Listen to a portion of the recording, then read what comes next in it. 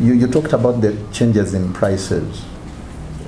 That this one will, I thought that this one will bring equity and justice, that there will be an increase in prices. If we follow this pattern, are we going to see an upsurge of prices, as you have mentioned, or it is in vain? Finally, who gazettes the forest cover?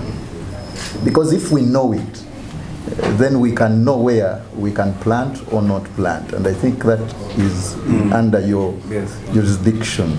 Probably if that information comes out, it is easier for me, in line with what you said, to know that this area is amiable for coffee growth or not.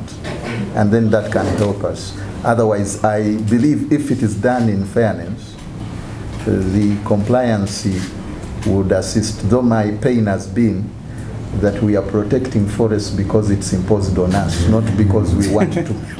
For me, that is my burden, that our movement protects the forest is not primarily because we want to, but because someone has imposed it on us. I would prefer that it is our genuine desire to protect the environment. Thank you, Mr. Chair. Okay, I think maybe you should answer this first. Yes. Or do you want to get a few more questions? A few more, I think. All right. Okay.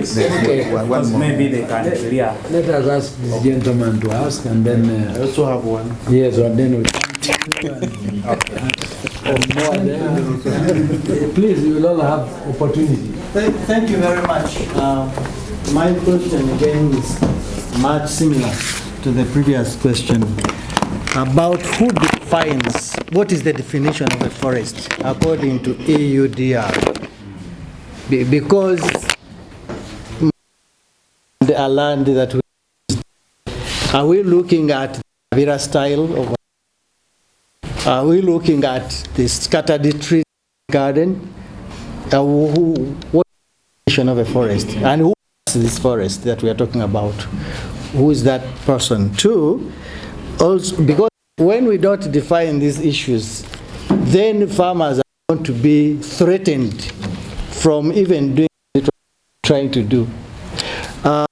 The aspect also, in your analysis, okay, of course, any bill or any legislation can be presented, but must we obey every regulation? In your analysis, what does this mean for a farmer? If this regulation is just accepted the way it is, what does this mean for a farmer? What are the pros and the cons? Those should be clear as we go back to tell the farmers this is what is going to happen. We must explain to them the really good benefits, but dangers in us doing this. Three is, what is your role as in this, and what is the role of MAIF? Because I know there is that discussion between UCDA and MAIF, and actually from the international department, there is a feeling that if MAIF takes over the role, then it is going to be even much difficult for the farmers actually to benefit from this. So is UCDA saying we are the best? Is MAIF the best? Are you coordinating? Finally, do we even have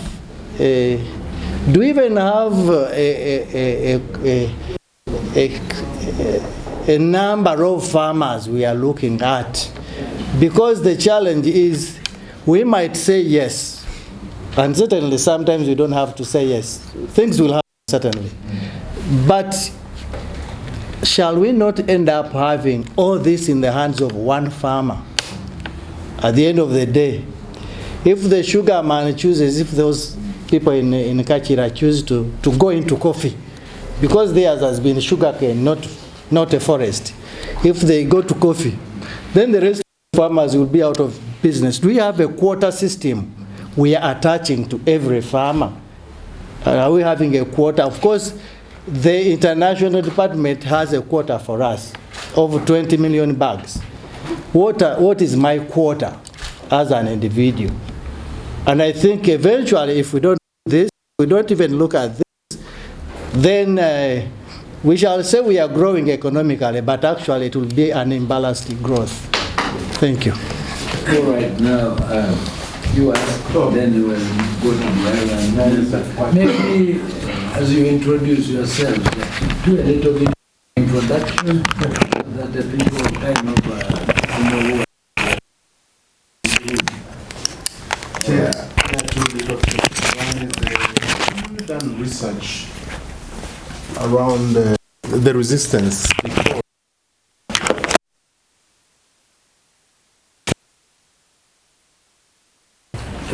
region. Why are people opposed especially where you are sounding to do? And I would at your level you should why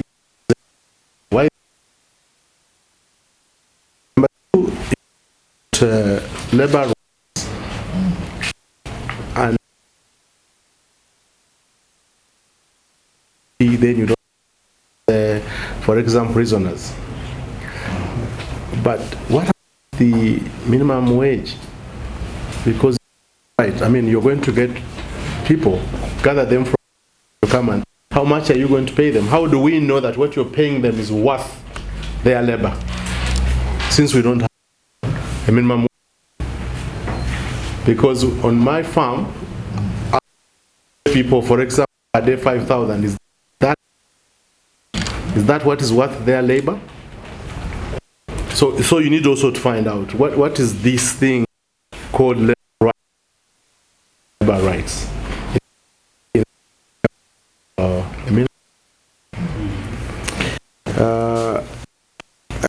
A small chapter forest.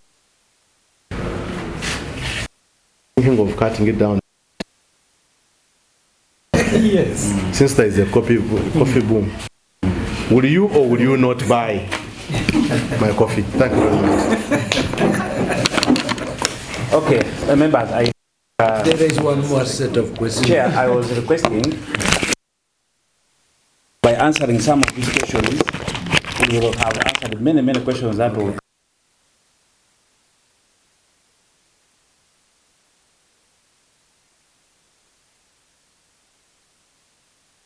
Please carry all the what is a transporter? They are delicate gadgets. You transport them. Chairman, you need to start by taking coffee, then the others will follow. If the chairman doesn't take coffee, then the other people will Generally, the chairman is a hyper when he takes coffee. Can you ask someone? Come and serve chair. There's something of tea, but I didn't want to mention tea. Since we are talking coffee. Wow. Okay, you are the last. So Thank you, Chair. Please, your name and yourself, brother. Mark, Wamala Association for Pentecostals and Evangelicals. Okay. Thank you for the presentation of the updates. In your assessment, when you look at the policies and guidelines, apparently you have said the European Union requirements, regulations. In your assessment, do you think these are, the requirements are given to us in good faith, or there is something hidden somehow to either stop the mwananchi from cultivating coffee, or to have a special kind of people who are able to meet the requirements so that there is a monopoly of a kind? In your assessment as UCDA, what do you think? Is it for people or against people? Thank you. I think in answering them, and we think you are, there will be no more questions.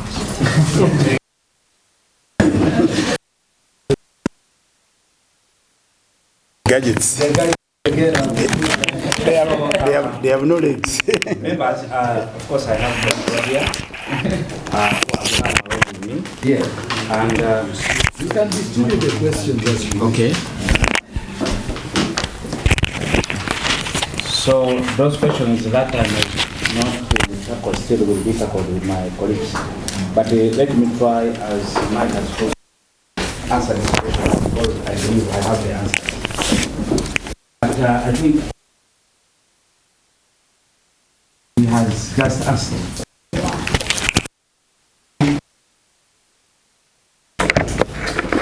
Are these requirements in good faith, especially the